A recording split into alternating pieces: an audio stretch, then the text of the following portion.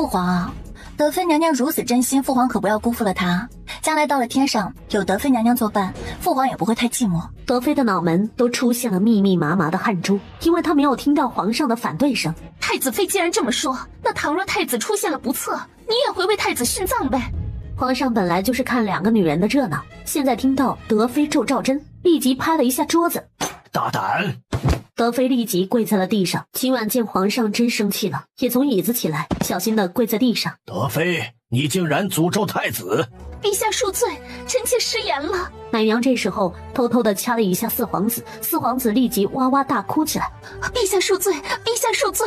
皇上看德妃那一张脸和那人是那么的像，他叹了一口气。罢了，以后切莫失言了。谢陛下，谢陛下恩典。秦婉这时候也不说话，在旁边装鹌鹑。不过他现在也算是知道了赵祯在皇上心中的地位。赵祯本来在太极殿帮着皇帝批阅奏折，就听到小太监禀报，皇上带着德妃去了大明宫。赵祯知道皇上会想起大明宫是德妃提起的，为了这事，虎头已经被关回了东宫了。赵祯虽然不满意德妃有意无意的和东宫对着干，但也不想自家老爹为难。太子，东宫那边传来消息，太子妃带着皇孙也去了大明宫。说没说太子妃为什么去？可是有何缘由？听说是因为今天下雪了，皇孙想去看雪，太子妃就陪着去了。走吧，咱们也去一趟大明宫。赵祯脚下生风，快步地向大明宫走去。苏公公也是走得呼哧带喘的，不明白太子是着急什么？难道皇上还能吃了太子妃不成？赵祯直接向亭子那边而去，才要进去，就听到了诛心之言。德妃竟然再次质问婉婉，竟然让她陪葬。赵祯忽略了他遭遇不测的话，而是气恼德妃竟说让婉婉陪葬。德妃这人不能留太久，或许父皇百年之时可以让德妃陪葬。赵祯才来还不知道他的好媳妇儿刚才也提了这么一遭，才让德妃破防了。赵祯等皇上饶恕了德妃之后，才推门走了进去。你怎么来了？儿子给父皇请安。皇上不用想也知道，大儿子这是担心媳妇儿才来的。想到儿子偏心老婆，还怀疑他这个老父亲，气又不太顺。怎么，奏折都批完了，有时间来大明宫？父皇，这不是今天下雪了，知道您来大明宫，就来看看。来了就带你媳妇儿回去吧。赵祯立即上前，把秦婉扶着站起。赵祯还弯腰给秦婉拍了一下腿上的灰尘。唉，这个糟心的儿子呀。膝盖可疼啊？没事。要腻歪回东宫腻歪去，不要当着朕的面。父皇，那儿子先带秦氏回去了，他有了身孕，出来久了对孩子不好。太子妃，没事不要总出来晃悠，好好在东宫养着吧。是，父皇。行了，你们退下吧。爹爹。赵祯就这么一边牵着小儿子，一边揽住秦婉的腰，走出暖亭。一直被忽略的德妃目光死死地盯着前方，他恨皇上，恨母亲，恨所有人，但是他更恨太子。若不是他不会沦落到如此境地。他发誓，今日所受到的屈辱一定会加倍地还回去。回去的路上，赵祯好奇地问了事情的经过。秦婉简单地说了一下他和德妃的争执。哎，要不是德妃娘娘咄咄逼人，我也不会反击，让她给父皇陪葬。她这才输了咱们。如果真有不测，我也不会让你陪葬。你要好好的活着。呸！你会好好的啊，不要说那不吉利的话。赵祯眼中淡笑，趁此机会亲了一下秦婉的手。小狮子在呢。娘亲，我什么也没看见。赵祯见此，朗声大笑。你呀你，小人精一个。赵祯看着稚嫩又可爱的儿子，就连朝中的烦忧之事都没有那么闹心了。小狮子把手拿下来，嘻嘻一笑。现在有爹爹和娘亲陪着，他开心的不得了，于是在雪地上快乐的奔跑起来。虎头见状，一个飞跃立即追了上去。四皇子真的和姚世子相像？我没见过姚世子，像不像的我也不知道啊。不过德妃出自姚家，四皇子就算是像，那也无可厚非啊。也许是小狮子瞎说的，他可能单纯是不喜欢四皇子。娘亲，我没有胡说，那小孩就像那个大坏蛋。你说的大坏蛋是姚世子？爹爹，看我。好，你说说那人为什么坏？那个人就是很坏，他让人把一个女人的大肚子剖开，取出了一个孩子。赵祯的双眼微微眯起，想起谢玉安提起的话，神情凛然。小狮子，你说的可是真的？你怎么知道的？我朋友亲耳听到的，他告诉我的。你朋友就是那个小胖鸟？不是渣渣，他太胖了飞不动，是他的小弟小黑告诉我的。你没骗爹爹吗？小黑不会说谎的。那日咱们去参加大堂哥的婚宴，小狮子就是那时候见的姚世子，他说了些不中听的话，小狮子就记住他了。我也是没想到这个小人间竟然盯上了他。你早就知道这小子有这份特殊吧？是啊，是够特殊的，我以前都不敢相信呢。你不会怪我没早点告诉你吧？开始有点别扭，感觉一家人你把我放到了外面，现在好了。真的不介意，不生气啊？不气。不觉得小狮子这孩子太奇怪吗？我儿子有这份能力，我高兴还来不及呢。婉婉，咱们儿子天生就是个当皇帝的料。小狮子被赵真举着，伸出2个小胳膊。爹爹，我胳肢窝疼。好。赵真把小狮子放在地上，兴奋也收了起来。小狮子，以后你能听懂动物说话的事，不要告诉外人，知道吗？爹爹，娘亲也说过的，小狮子都记着呢。那你刚才不是说漏嘴了？可是爹爹不是外人。赵真心里熨帖。赵真把秦婉和小狮子送回了东宫之后，立即把暗卫叫了过来。去查一查，广陵侯府姚世子那姨娘是怎么死的，找仵作好好的验一验。是，殿下。若是姚家真的换了4皇子，那姚家的谋算真就太大了。若宫中那个孩子是被换的，那真的孩子在哪里？姚家死去的那个女婴，真是父皇的孩子吗？姚家一直都是商郡主做主的，倘若这事是真的，那商郡主这个女人也太不简单了。倘若换了孩子，那宫中一定有人帮忙才行。能做得如此天衣无缝，那人在宫中的权力一定很大。赵真仔仔细细的思索，顺着4皇子是假孩子的思路想，后宫现在可是淑妃管着的。想到这里，赵真的双眼猛然睁开。会是他吗？淑妃可是生了2皇子，她为什么要帮姚家？一时间，赵真有好些事情想不通。看来这事得尽快在暗中查一查。小夫妻俩一个忙一个闲，倒是截然相反。赵真听到宫人禀报秦婉睡得安稳，也是放心了。她不希望她为了一些不相干的事多费心神。太医已经和她禀报过，秦婉肚子里怀的是双胎，要格外的小心。石喜，你去给太子妃身边的宫人传话，让她这些日子留在东宫，少往皇宫那边去。是。随后的日子，秦婉果然就在东宫中，外出的时间都少了。皇后这边也放话了，不用秦婉去请安。德妃知道这个消息的时候，是气得不行。她本来已经在秦婉去请安的路上做了埋伏，可是现在秦婉不出来，让她的手段没有办法发挥出来。德妃又摔了一个杯子。该死的，那贱人还真是属老鼠的，竟然猫在洞里不出来。德妃娘娘，这个时候真不适合动手。您和太子妃刚对上，她这个时候呀，这出了岔子，皇上一定会怀疑您的。本宫还怕他怀疑不成？德妃这几天也是郁闷的不得了，她没有想到皇上是真的生她的气了。自从那日她说了太子不测的话，就被皇上冷落了。娘娘，皇上是天下之主，您还是要笼络好皇上才行啊。娘娘，不好了不好了，本宫好得很。发生了什么事了？皇上封了陆美人为昭仪了。好得很。美人不过是正4品，昭仪可是9品之首，正2品的品级。陆美人怎会升得如此之快？她可是有了身孕。说没有啊，没听说陆昭仪有了身孕。好呀，赵南萧竟然如此对我。陆秋霜他也配为昭仪，他爹一个7品县令。娘娘慎言，皇上的名讳怎能直言？陆昭仪也确实是美貌，娘娘还是不要掉以轻心的好。哼，什么东西？娘娘，现在当务之急是挽回陛下的心。行了，本宫知道该怎么做。德妃不管众人，直接向外走去。娘娘，你要去哪里啊？不要跟着我。说完，不管众人，大步向殿外走去。德妃心中郁闷，出来散心。走着走着，就去了曾经和皇上一起去的地方。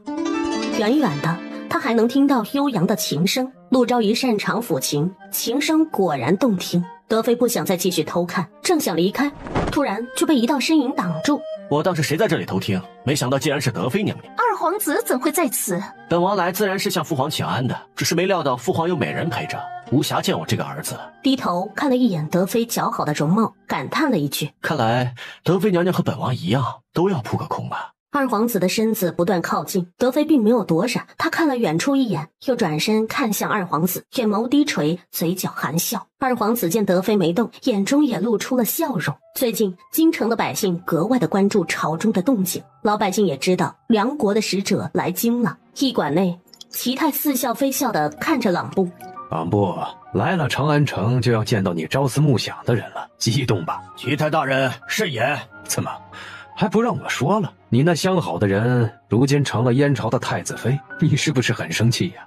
我警告你，再多说一个字，我就亲自解决了你。你敢？党部，你别忘了，这次谈判我才是主官，你不过是个副手。你若是再这么口无遮拦，那我这个副手也能变成正手，你信不信？不让说就不说呗。他小心地把朗布的刀挪开。朗布，我就是替你抱不平罢了，我是真的为了你好。那娘们儿当初利用了你，把你耍得团团转，我真替你叫屈。他们不是一个人，你不要胡说。朗布，咱们这次一定要让燕朝出一点血，帮你出一口气。闭嘴！齐泰是这次谈判的主力，但这次进京来的人又都是朗布的手下，而齐泰又是齐蒙的哥哥。四皇子这次派出的使团也是很有意思，这些人过往都和秦婉有那么点关系的人。太子殿下，梁国的使者已经安排好了，什么时候让他们面见陛下？先晾着他们几天。是，太子殿下。人离开之后，赵祯突然有点看不进去奏折了。太子妃现在在做什么？回殿下，今天秦二爷进宫了，想必太子妃正和二爷叙话。走吧，咱们也过去看看。二舅舅，你带来的是什么呀？啊，硬硬的。这就是钢。我只听过铁，没听过钢。这是你娘教我的，这个钢可是比铁要结实呢。娘亲，二舅舅说的对吗？妙玉，去把殿外带刀护卫叫进来一个。是，娘娘。妙玉才出去叫人，就在殿外碰见了赵祯，给太子殿下请安。这么匆忙？可是太子妃有什么事？回殿下，秦二爷带了一个东西进宫，太子妃让奴婢叫一个带刀的护卫进去。哦，史策，你跟着一起进来。是。然后在院中就见到了几个人围着一个东西瞧。是什么东西这么吸引人？回殿下，二哥带来钢来，这是成品。这个钢的硬度要比铁强多了。果真？殿下试一试就知道了。赵祯还真有兴趣，他直接示意史策把刀给他。你们都躲开一点。娘亲，咱们离得远一点，不要伤到你和弟弟妹妹。好。众人都离得远了一些之后，赵祯才拿着刀用力地向下砍去。果然，赵祯手中的刀直接断了。殿下，这东西若是做成了武器，那在战场士兵的战力会大大提升，同时也能减少我军的伤亡啊！蜻蜓，这是你研究出来的？蜻蜓看了一眼秦婉，才想说是堂妹给他的配方，就听到堂妹说话了：“殿下，这就是我二哥研究出来的，他一研究出来就进宫给我们看了。”赵祯看着两人之间的眉眼官司，还能不知道是怎么回事吗？蜻蜓，你可愿意把秘方献给朝廷啊？愿呀！好，既然你愿意，你就抱着他随我去见皇上。好。太极殿，皇上听到了赵祯的禀报，龙心大悦。好，好，好！秦家研究出这等厉害的武器材料，有大赏。秦庭最后是晕乎乎的离开了太极殿，他得了一个官职，是正七品下的宣德郎。赵祯也没有想到皇上会这么大方，还以为皇上会给个品顶天了呢。皇上被赵祯看得不自在。怎么，朕赏了你的二舅兄，高兴傻了？父皇，儿子没有。哼，别以为朕不知道你是怎么想的。朕这么赏他，也不是为了你媳妇儿，他还排不上号啊。你二叔进宫来和朕说了，想把赵晴许配给秦庭。二叔是请父皇赐婚的？自然不是，那秦卷毛还不配朕给他赐婚。哎，说起来，也是朕对不住你二叔，当初忙着打仗，让他们一家沦落到胡人的地盘，以至于赵晴的容貌和名声受损。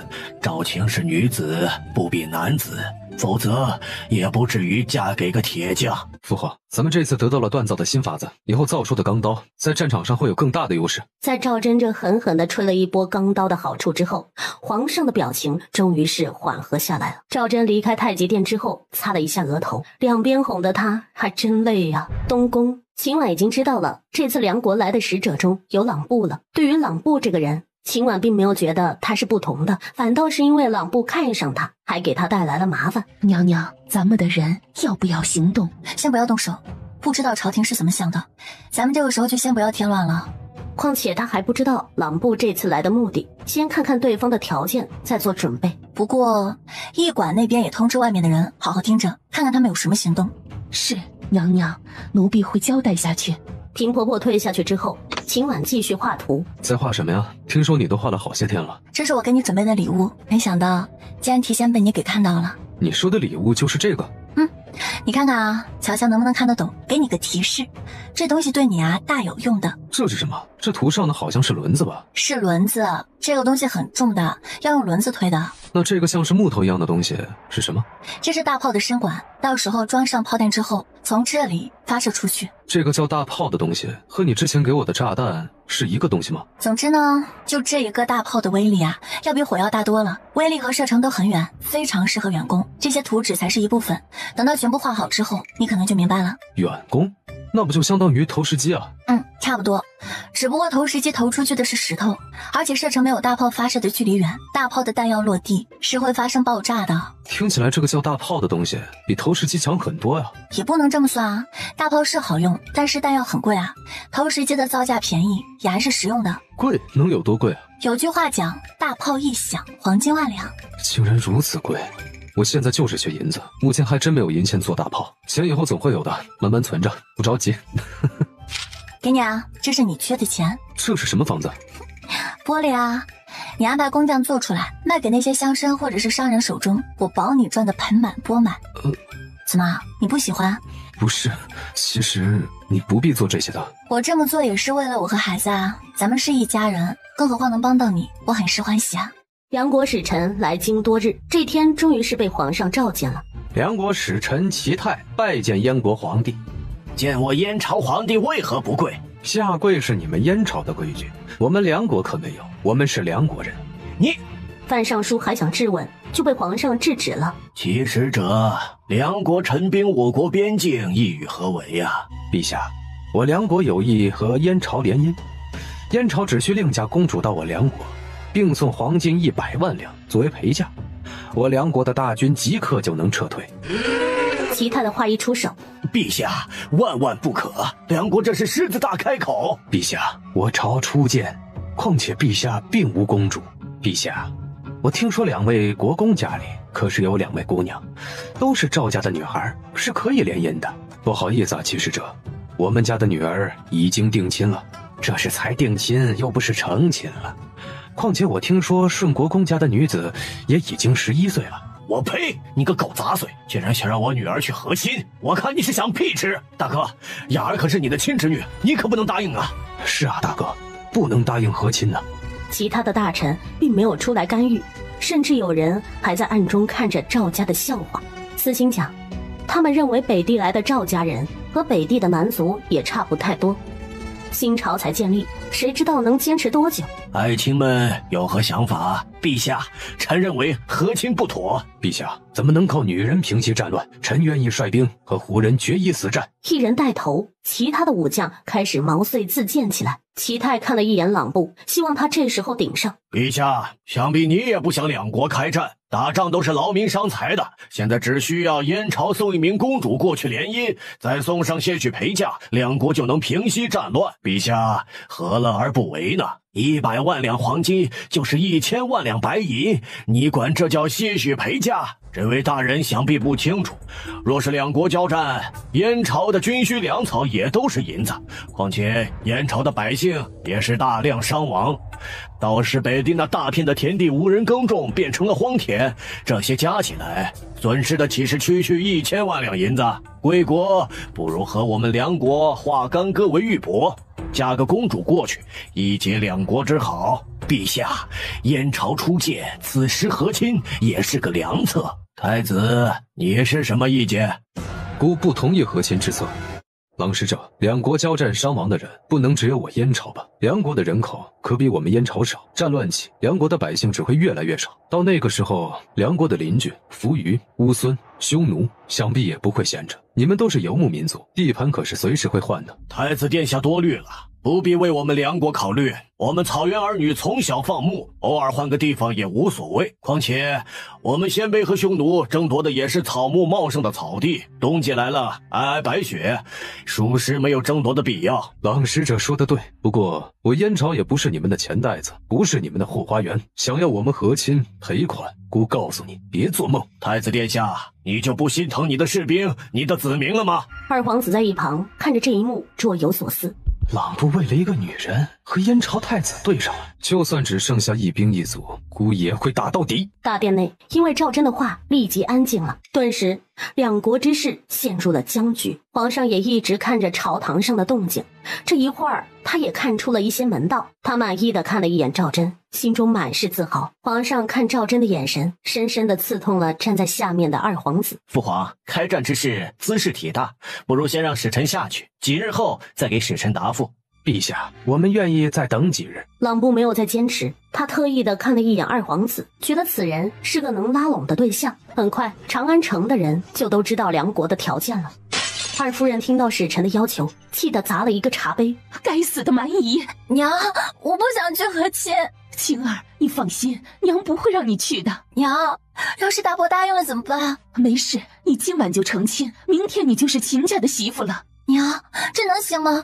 要不要和我爹商量一下？不用，听娘的，我这就去秦家说去。说实话，二夫人是不大信任男人的，就是赵二叔，二夫人都觉得他靠不住。说是皇上坚持，她也不敢违抗皇上的命令。况且家中2个孩子，丈夫要更重视儿子。崔嬷嬷，准备好马车，我要出门。是，夫人。晴儿，你去收拾一些随身用的衣服，跟我一起去秦家。娘，快去，你以后就要住在秦家了，带一些日常换洗的衣服。对了，你自己绣的嫁衣也找出来，一起带着。娘，这么做成吗？爹还没回来呢。不等他了，快去。赵琴一咬牙，决定听母亲的，丢脸就丢脸吧，总比和亲去梁国好。等崔嬷嬷那边准备好，就见到了自家国公夫人抱着一个小盒子，自家小姐背了一个包袱，这娘俩看着像是要跑路的样子。夫人，这是？崔嬷嬷，一会儿你和赵管家去采购成亲的东西，然后送到秦府去。秦府？对，就是男爵府秦家，明白吗？夫人，奴婢明白。陆如莹听到下人的禀报，安国公夫人到的时候还很疑惑。快请。小丫鬟立即出去迎人了。江嬷嬷，你说二婶这时候来，是不是发生急事了？夫人不急，等国公夫人到了就知道了。江嬷嬷，走，咱们去二门口那边去迎一迎。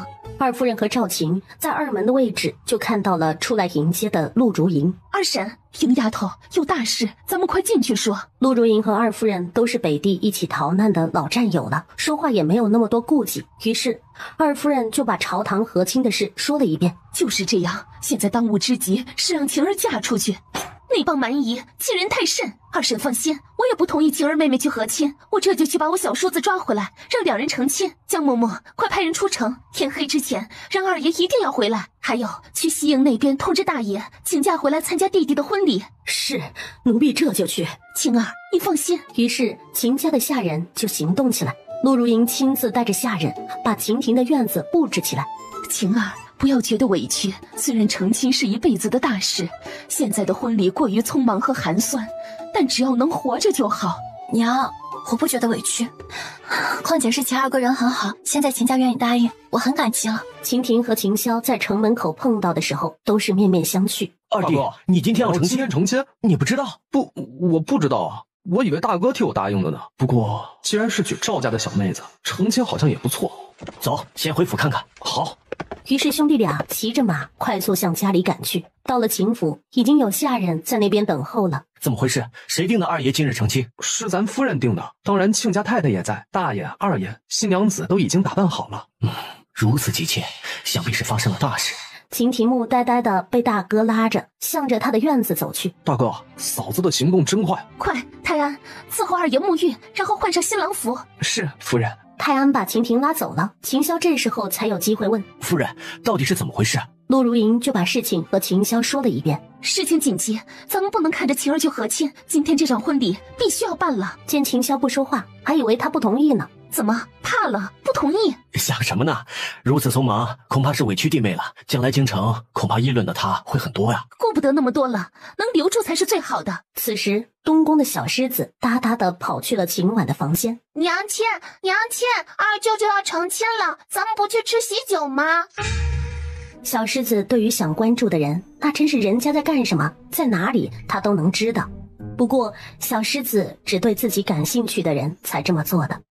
娘亲，大舅舅成亲，请了好些人呢，还有好些好吃的。那你知道二舅舅的新娘子是什么？知道啊，就是秦姑姑。二奶奶还给秦姑姑梳头了。娘亲，二奶奶还哭了呢。娘亲，二奶奶为什么要哭啊？秦姑姑明明很好看呀。赵祯没有回东宫，秦婉还不知道朝堂发生了什么事，主要是秦婉怀孕了。赵祯吩咐了工人不要打扰秦婉，以至于秦婉的消息闭塞了。平婆婆，平婆婆，平婆婆立即走了进来。平婆婆，快去吩咐贵喜去打听一下前朝到底发生了什么事。是，奴婢这就去。娘亲，咱们不出宫吗？这时候，殿外又出现了一只黑色的乌鸦，一直嘎嘎的叫着。小狮子立刻急得跳了起来。娘亲，二舅舅已经拜堂了，咱们晚了。没事，不晚的。以后娘让你二舅舅带着你秦姑姑一起进宫，就能见到了。娘亲，我以后还要叫秦姑姑吗？我要叫舅母吗？你呀，脑筋转的还很快嘛。二夫人解决完了这桩心事，悬在心头的那把刀终于是没了。崔嬷嬷，回去的路上到酒铺买几坛酒回去。夫人，果公爷那边有酒，他的酒不够烈，去曲安酒铺买几坛烈的。二夫人坐在马车里，用手扇风。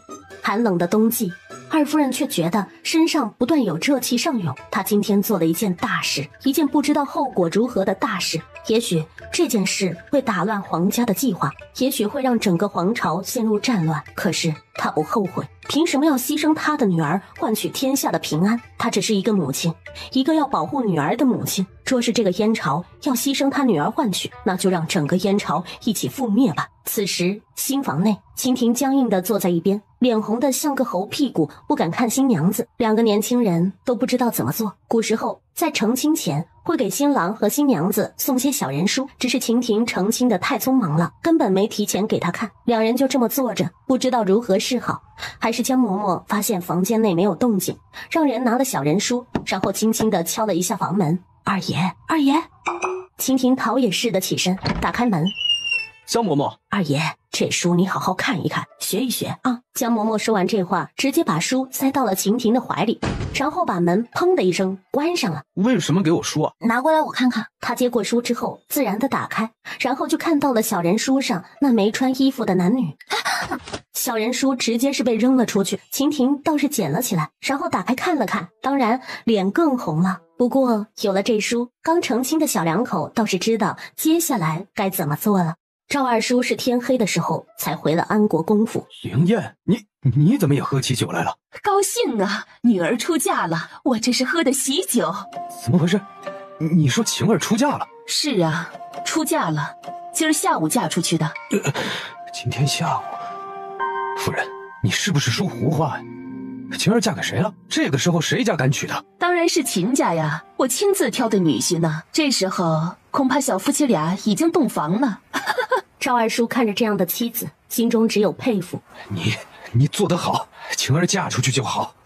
这时候13岁的赵毅跑了进来。娘，外面都传大姐要去和亲了，是不是真的？娘，外面传的都是假的，对不对？屁儿，不要担心，你大姐不会和亲，她今天已经嫁出去了。太好了，是嫁给秦二哥吗？行了，你回自己的院子吧，这2天就先不要去国子监了，就待在家里。是，父亲。晚上的时候，皇上就知道二夫人下午做的事了。老二这一家人真是信不着朕呐。老二也是一点脑子不长，当着那么多内臣的面就让朕给他个准话，你说朕能说出口吗？父皇，二叔并不清楚父皇的用意，不知道父皇是借着这次的事看朝中各个势力的部署，他是关心则乱了。老二这人就是没有才干。从前你祖母还说朕不培养兄弟，可你瞧瞧，你二叔这人能培养起来吗？是，二叔不知道父皇的用心。不过老二的媳妇儿倒是个狠的，就这么把晴儿嫁过去了。父皇，晴儿毕竟是咱们皇室女，二叔和三叔当初都封了国公，不是王爷，晴儿这身份……皇上想到赵晴因为国事，反而连一辈子的大事都这么仓促，那就封赵晴为寿安郡主吧。翌日，皇上的圣旨就发下去了。宿醉的二夫人和赵二叔两人听到这圣旨的时候都懵了，他们不知道皇上是什么意思。两人又不知道皇上是否知道他们所做的事，而且这时候封郡主还有封号，不知道是不是为了和亲准备的。安国公接旨啊！臣弟谢主隆恩。二夫人倒是没有赵二叔胆怯，她站起来来到宣旨太监的身边，塞了一个荷包过去。这位公公，里面坐坐吧。你们在这里等着。然后跟着二夫人一起进了大厅。公公，我家的事皇上清楚吗？国公夫人放心，太子和皇上都是清楚的。太子称赞二夫人做得好呢。二夫人一听是这样，心里有数了，她松了一口气，他们一家人保住了，剩下的事就和他家无关了。国公爷，现在咱们怎么办呢？若是北地起了战事，上古渔阳等地的产业也将会受到波及啊！父亲，不能开战，一定要让陛下和太子答应和亲。和亲？现在连个公主都没有，找谁去啊？苏国公皱着眉头，他在北地的产业涉及到了走私，这一条线每年能给国公府带来巨大的利益，多年的经营若是毁了，不行，绝对不行。父亲，安国公的女儿也不是真的公主，就不能找个别人家的女儿替了？不是赵家的女儿，你以为胡人会要？他们就是要拿公主，逐年向燕朝要好处。那怎么办？赵家没有女儿了，总不能把皇子送去吧？公主和亲不成，皇子当质子，梁国必定会答应。国公爷，若是换成皇子，四皇子才几个月大，难不成还让皇孙去？陈先生的主意不错，小皇孙的年龄还真的很合适。不过这个提议不能是咱们提出来，这事儿我去和二皇子商量一下。太子很重视皇孙，这事若是让他知道是咱们家提出来，想必会惹祸上身。是，父亲，到时候让二皇子的人再派人去给梁国使者透露些风声，让使臣改口。是个好主意。国公爷，太子旗帜鲜明，不同意和亲，现在提议让皇孙去当质子，恐怕不会答应。而梁国那边还有1000万两白银的赔款呢。这是小事，我这边有主意，有人愿意花这笔钱买命。父亲的意思是用上台州那边的官员和富商？太子心狠手辣，不给人留活路。那边传来消息要拿银子买命，门路已经走到了咱们家。本来我是不打算管的，不过现在嘛，倒是可以管一管。国公爷，这事若是被陛下知道，恐怕……陈先生放心，这事儿都是二皇子做的，陛下就算要查，查到最后也只能是二皇子，那毕竟是他的儿子。国公爷英明。苏国公现在是二皇子一脉的，毕竟苏国公那二家的闺女儿现在是他的侧妃。当初潘彦霜在除夕宫宴带着的药是冲着赵祯去的，可是赵祯逃脱了，二皇子是自己送上门的。二皇子现在十分信任苏国公。弘文馆，到底是谁在念叨我？小狮子，你是不是得了风寒？没有啊，我身体好得很。想到潘元白那日带来的好东西，白白，你那个海螺，我能不能拿我的玩具和你换啊？我不想。好吧，我也不勉强你。其实我就只有一个，不像我弟弟元义，他有好多，都是我弟弟给他的。真的吗？比我的好看多喽。哎，你一定是都没见过。我也好想看一看啊。那些好东西啊，都是我弟弟让下人从辽西带回来的。辽西是什么地方？不知道，我也没有去过，听说是靠着大海呢。潘元白并不知道，他今天的显摆让他家被小狮子盯上了。小狮子下学之后，有些闷闷不乐地回了东宫，见到了二舅舅和新鲜出炉的二舅母。二舅舅，秦姑姑，小狮子下学了？下学了。秦姑姑，我是不是以后要叫你二舅母？可以。可是爹爹说让我还叫姑姑，改叫二舅舅姑父。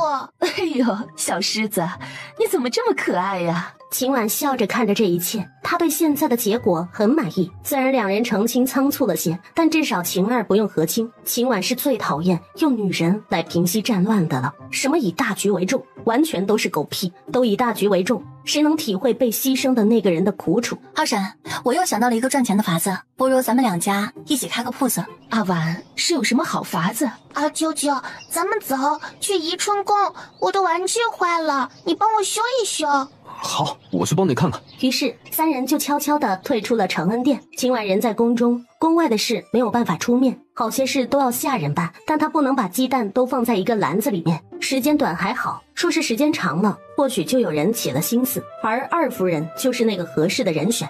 二婶，是这样的，我这个方子呢，主要也是针对内宅妇人的，由你出面最合适不过了。阿婉，你仔细说一说。我知道提纯香露的法子，以后想要身上带着香气，就不用带那些香包了。香包的味道不够持久，而且多种花瓣凑在一起，味道有时候又会混乱。我这种呢叫做香水，是液体的，喷洒出来味道更好。阿婉，若是这个叫香水的东西真能做出来，我有把握让它火起来。秦婉和二夫人讨论着经营铺子的事，小狮子这边回去了宜秋宫，不仅让秦婷给他修了玩具，还让他的朋友去了小伙伴的家。潘元白下了马车，小厮领着他去了国公夫人的院子。小厮看到了头顶盘旋的乌鸦，有些不解。小公子，你发现没？这乌鸦好像是跟着咱们一样。你想多了，这个就是个黑鸟，我在皇孙那边看过，不杀人的。2天后，梁国的使臣在大殿上提出让皇孙去梁国当质子的请求。陛下，据我们所知，安国公之女已经嫁人，既然燕朝没有公主能和亲，我们愿意接受皇孙去我们梁国当质子。齐泰这话一出口，不仅是赵祯目光锐利地看向了齐泰，就是他身边的朗布也愤怒地看向同伴。朗布小心地挪动几步，用胡语小声质问：什么质子？为什么有这个要求？我怎么不知道？还有，怎么不提前和我商量？若是提前和你说，你会同意？别以为我不知道，你这些天上蹿下跳的，不就是想找机会见太子妃吗？你有事儿回去再说，现在是在大殿上。陛下，我们这次可是放宽了条件啊，只要燕朝同意皇孙到我们梁国当质子，那1000万两银子就不用付了。齐泰这话一出口，好些大臣倒是心动了起来。只是舍出小皇孙一人，就可以解救边境数万百姓，这笔买卖划算呐！陛下，皇朝初建，燕朝各地百姓食不果腹，边境百姓更是无家可归，无时无刻不在困苦中挣扎。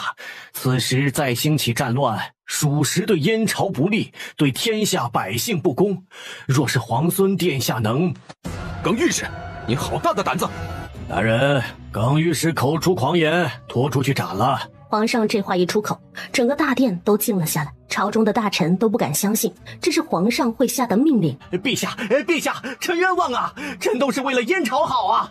陛下，臣是冤枉的，臣一心为了燕朝好啊！皇上抬了一下手，拖动耿御史的士兵就停了。耿御史，你可知你附议的是什么事？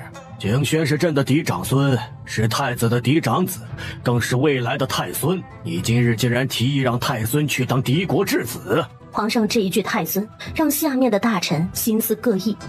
二皇子的手紧紧地攥在一起。我燕朝还没到亡国的时候，也没沦落到要靠女子和幼童换取太平的地步。耿御史，你身为朝廷御史，不做纠察百官之责，整日盯着我们皇室，今日竟然胆敢附议如此荒唐提议，其心可诛。朕看你早有不臣之心，勾结外敌。来人，传朕旨意，耿御史通敌，令其午门斩首，查抄耿家所有家产，耿家男丁6岁以上全部斩首，女眷通入教坊司。是陛下。苏大人，救我，救我！御史大夫，怎么，耿御史是你授意的？陛下，绝无此事，臣也不知耿御史会附议如此诛心之策。皇上似笑非笑地看了苏御史一眼，这老家伙现在还不适合动。那就好。苏旭，你个老匹夫，是你害了我呀！苏旭，你害了我全家，我做鬼也不会放过你。苏旭，我耿家的今天就是你们苏家的明天，你们苏家早晚会替我们耿家陪葬。苏迅的脸色顿时难看了起来，若不是为了孙女，他也不会犯了这个错，和太子妃和皇孙对上。这一刻，苏御史把自己错误的决策怪在了孙女的身上。其使者回去告诉你们主子，我们燕朝不同意和亲，更别提什么质子之事。若是两国想要开战，我们燕朝随时奉陪。朗布，你替我回话。朗布鄙夷地瞪了一眼齐泰，于是站了出来。陛下的意思，我们会带给我们的王子。陛下，既然如此，那我们明日就启程回梁国，告诉我们王子燕朝的决定。准。冯顺宣布退朝之后，就扶着皇上离开了。这时候，殿内的大臣纷纷往外走去。苏御史跪在地上，时间久了，起来的时候很是缓慢。这时候，二皇子走了过来。御史大人慢些。谢谢殿下。两人交流也只是一瞬间，好似就达成了某种合作一样。出了太极殿之后，肃国公立即来到了二皇子的身边。殿下，如今要如何做？走去本王的府中再说。好。二皇子府，岳父，我也没想到父皇的反应会这么大，当堂就杀了耿御史。殿下，幸亏是太子那边的人窝里斗，才让咱们占了便宜。是咱们给使臣送的消息，让他们提议皇孙为质子。幸亏咱们安排的人又没来得及开口，否则皇上就查到咱们这儿了。现在这个情况不是最差的，至少皇上不知道咱们参与了。是，我也没想到父皇会生那么大的气。皇上似乎对太子妃有所改观，现在竟然当庭承认小皇孙是太孙。皇孙和太孙两个称呼只是一字之差，身份上可是差得远了。殿下，绝对不能让皇上封皇孙为太孙呐！父皇就是偏心，见小狮子和大哥长得一样，就这么宠爱他。哼！二皇子正不高兴的时候，就听到了外面的嘎嘎声。该死的，怎么这么多乌鸦？肃国公走了过来，看了几眼，心中也很疑惑。他们肃国公府这些日子乌鸦也格外的多，难道是家中的风水出了问题？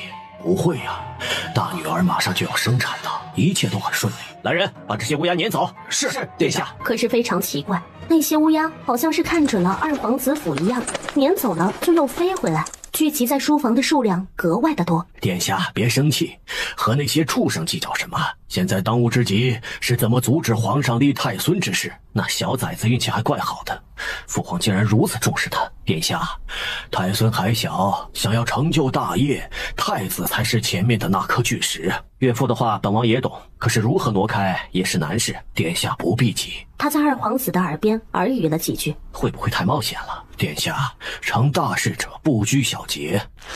好，就这么做。东宫今晚听到朝廷发生的事，心里很是气愤。娘娘不必多想，那提议的耿御史已经被皇上砍了。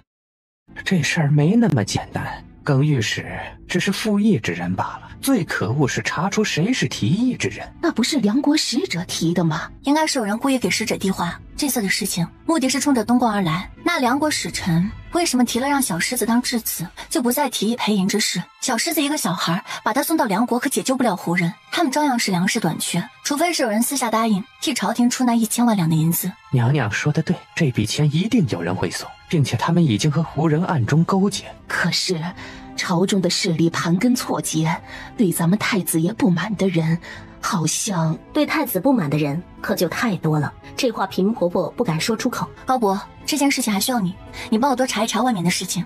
娘娘放心，我会安排好的。高伯，冬天路滑，马车翻车，断个胳膊腿和什么的，是个寻常事情吧？娘娘是想……苏御史年纪大了，也该好好休息了。是，我会暗中安排。高公公离开之后，平婆婆开口：娘娘，苏御史这时候出事，恐怕会有人猜测是东宫所为吧？知道又怎么样？也该让人知道本宫不是个软柿子了。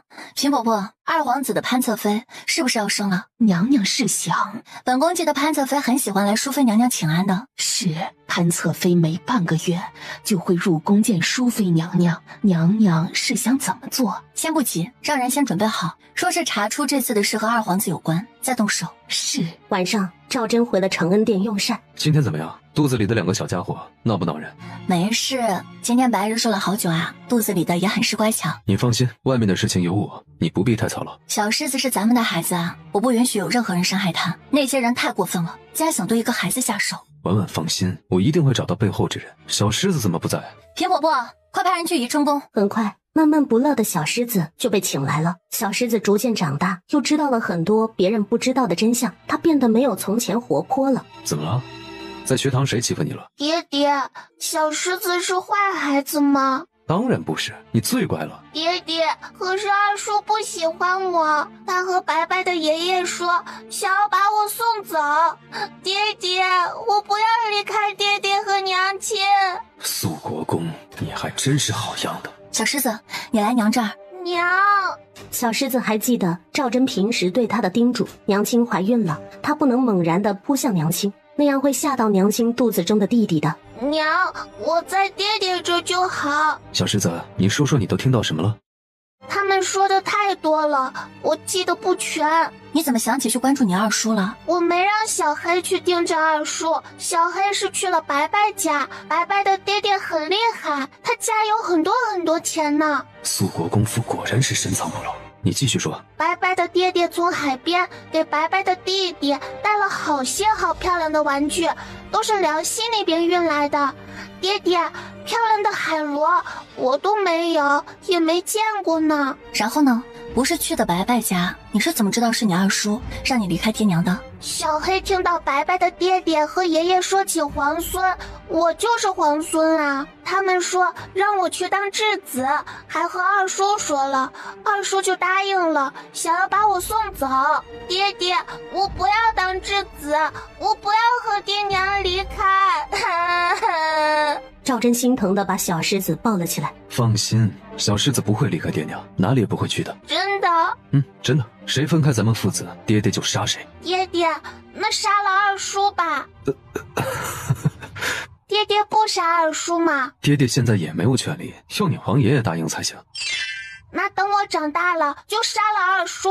小狮子，这话不能当着外面的人说啊，就算你心里是这么想的，也不能说出来，明白吗？爹爹，我知道了。小狮子的小脑袋瓜里只有一个概念，那就是不能说，可以做，只要谁都不知道就好。赵真把小狮子哄睡之后，今晚我就不回来了，让这小子今晚陪着你吧。听小狮子的话，是肃国公给二皇子的建议，这事是潘家是主谋。潘家的心大了，潘家有潘侧妃的肚子，心里有了其他念想，想要蛊惑二皇子很正常。痴心妄想，老二也是个蠢，直接被潘家当枪使。二皇子可不蠢，他未必不知道肃国公的打算，只不过两个人现在是各取所需。不过与虎谋皮罢了，这事我知道了，我会处理的。好，赵真，重点查一下使臣他为什么要答应只要质子，那1000万两白银到底是谁打算出的？你要是查出来，还能给国库创收呢。是了，还有这一茬呢。正巧我打仗没银子，现在倒是来了。这天，长安城发生了一件大事，那就是二皇子被蛇给咬了。好在经过太医的诊治，命是救下来了。只是二皇子毕竟中过毒，以后会对寿数有影响。然而，二皇子府就像是走了霉运一样，怀孕8个月的潘侧妃早产了。经过了1天1夜的生产，潘侧妃最终生下个男胎。只是几个时辰，男胎就死了。潘侧妃也因为这次生产损坏了身子，以后子嗣艰难。陛下，你一定要为皇儿做主啊！你要朕怎么做主？陛下，敏儿一定是被人害了。现在寒冬时节，好好的府中怎么会无缘无故的出现一窝蛇？一定是有心人指使的。淑妃，你想说是谁指使的？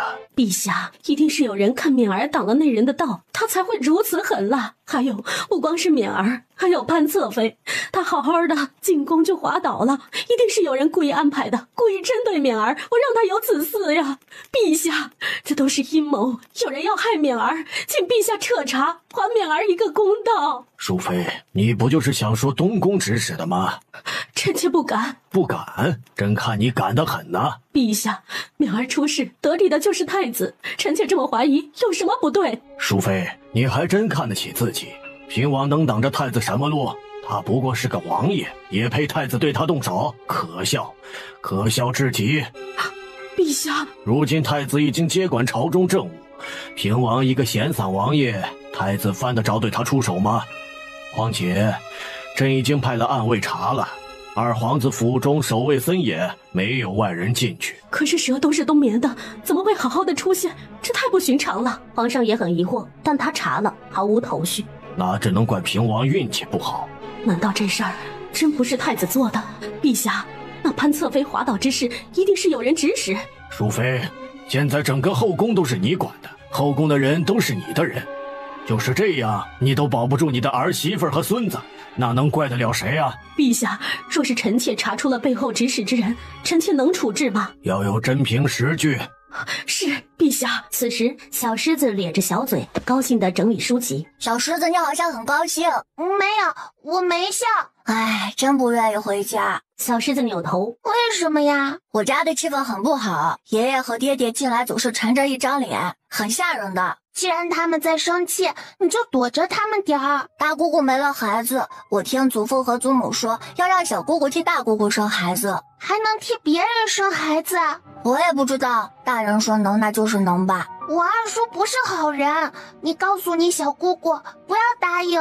本来是2个小孩子的无心之语，却是让回来取东西的谢玉安听了个清楚。他当然知道潘元白口中的小姑姑是谁，那是被太子退婚的潘艳茹。说起来，他之前之所以被退婚，还是因为他的原因。谢玉安想到，因为他的原因，让潘艳茹陷入如此境地，心中很是愧疚。参见太子殿下。子安不用多礼，子安，你过来看看这个。谢玉安接过折子，看到上面的数字，吓了一跳。殿下，这是台州？没错，就是台州上下官员贪污的赃款。他们和台州富商勾结外地，敛财如此地步，竟然不把1000万两银子看在眼里。太子，台州那边求到了哪位大人疏通？想必子安也没想到，那人正是肃国公。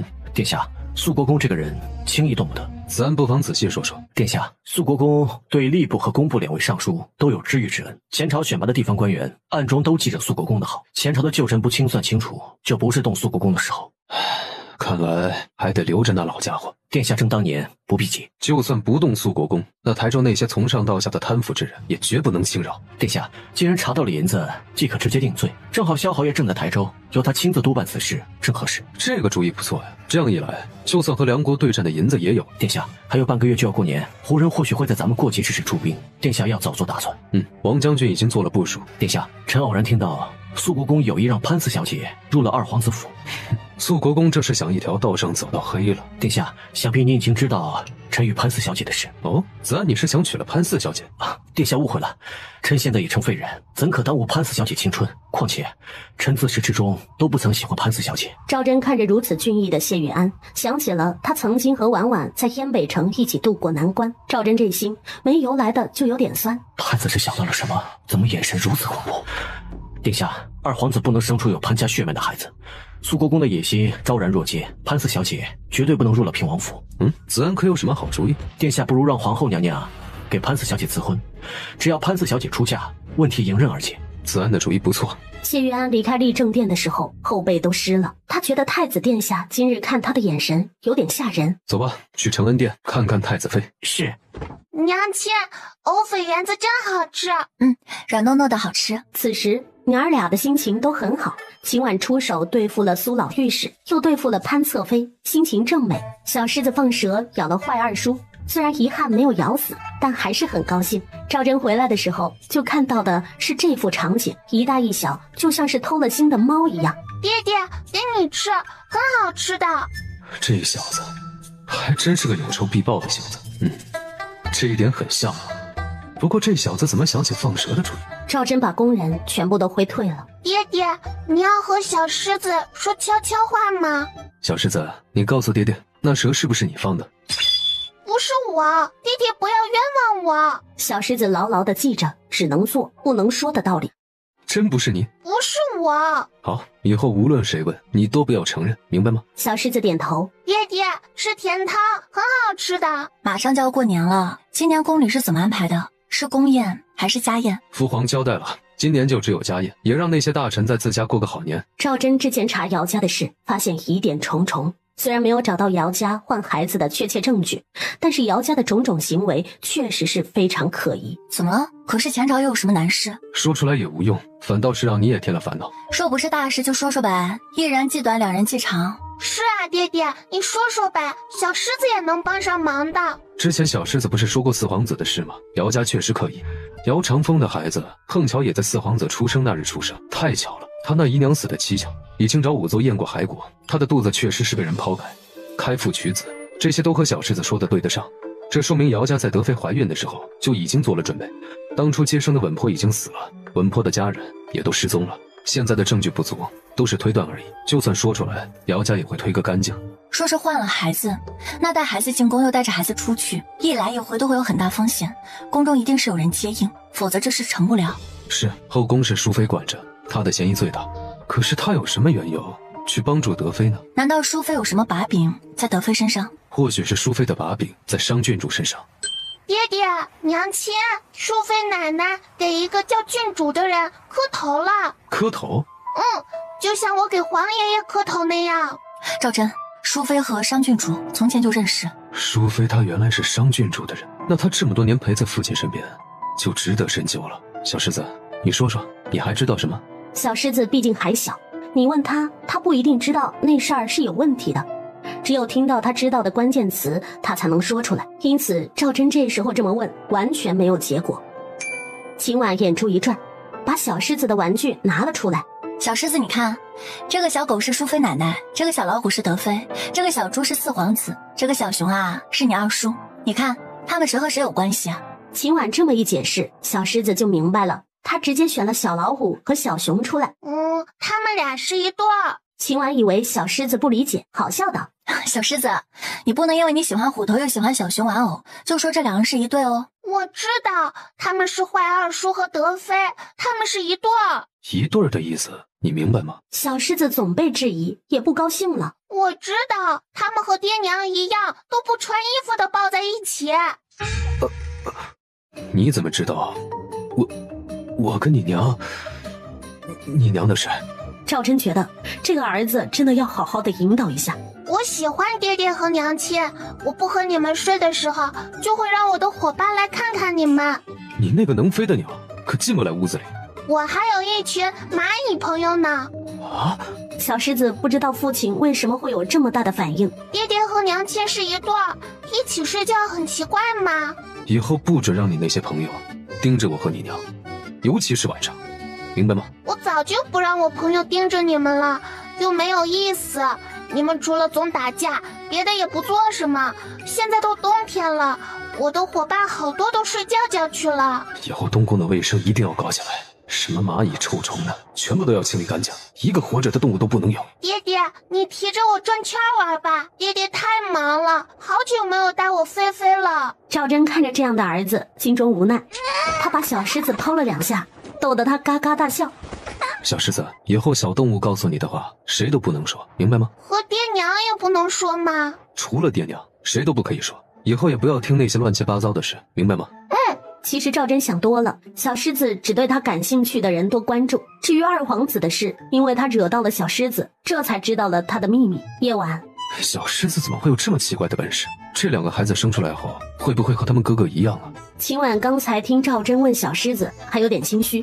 说实话，他本来就不是这个世界的人，这件事很难解释的。至于小狮子为什么能和动物沟通，他也不清楚原因。现在听到赵真没有一直追问，秦婉松了一口气。不知道，估计不会，哪能孩子个个都特殊啊？这俩孩子还是正常一些，不用像他们哥哥那么厉害的。你们呀，出生之后就乖乖的听哥哥的话，好不好？你现在说这些早了吧？他们又听不懂。赵真想到了二皇子，叹了一口气。小时候二弟也是很乖的，现在竟然做出如此有违人伦之事。那你要怎么办啊？直接告诉皇上，他会信吗？先不急，先把淑妃的身份曝光，再把换孩子的事情查出来，到时候让父皇对商郡主那老女人起了戒心。至于二弟和德妃的事，先不说，我怕父皇的身子受不住这个刺激。赵真说出了他的隐忧，秦婉倒是希望赵南萧知道，这样没准那老家伙就一命呜呼了。好，都听你的。好了，天不早了，睡觉吧。赵真今晚被小狮子放的2个雷炸得不轻，早就忘了他今天吃醋来着。娘娘，不好了，刘福海被带走了。万嬷嬷，你说清楚，是谁带走了刘福海？娘娘，是太子的人带走的。好啊，东宫还敢在这个时候来招惹我，真以为我是好欺负的。万嬷嬷，你带着那份口供和我去太极殿找皇上去。娘娘，那口供中有些话，陛下也许不会信的。哼，虽然人已经死了，但也能让皇上对东宫的印象差几分，甚至在皇上心中埋个钉子，对咱们来说都是好事。是，娘娘英明。很快，淑妃就带人去了太极殿。陛下，请给皇儿做主啊！好好说话。陛下，臣妾已经查清，害了潘侧妃早产的真凶就是太子妃秦氏。淑妃，你说的可是真的？朕和你说过，你可以查，但是要有确切的证据。陛下，这是臣妾审问出来的口供，请陛下阅览。冯顺，呈上来。是，陛下。皇上打开卷宗，仔细地看着上面的口供。片刻之后，皇上才开口问：淑妃，这口供中的太监徐海和东宫有什么关系？陛下，那徐海的干爹就是首领太监何环，而何环和东宫的高公公交往过密。淑妃，朕说过，要确切的证据。你刚才所说的都是你的猜想。陛下，臣妾没有，臣妾愿意和太子妃亲自对质。况且徐海虽然已死，但是何环还在，他就是人证。陛下，臣妾是陛下亲自封的淑妃，又待皇后掌管后宫公权。太子妃就算不敬我这庶母，不给臣妾请安，这些事情臣妾都可以不计较。可是她不该对潘侧妃出手，害得我的孙儿一出生就断了气。陛下，那是沔儿的第一个孩子呀，就这么没了。陛下，沔儿现在又中了毒，虽说那蛇毒已经被解了，可是到底伤了身子，沔儿以后能不能有子嗣，都是未知数呀。陛下，沔儿也是您的儿子，你就真的不能疼一疼他吗？冯顺，你去东宫一趟，把太子妃和高公公都传过来。是。秦婉听到皇上要见他的时候，还很奇怪。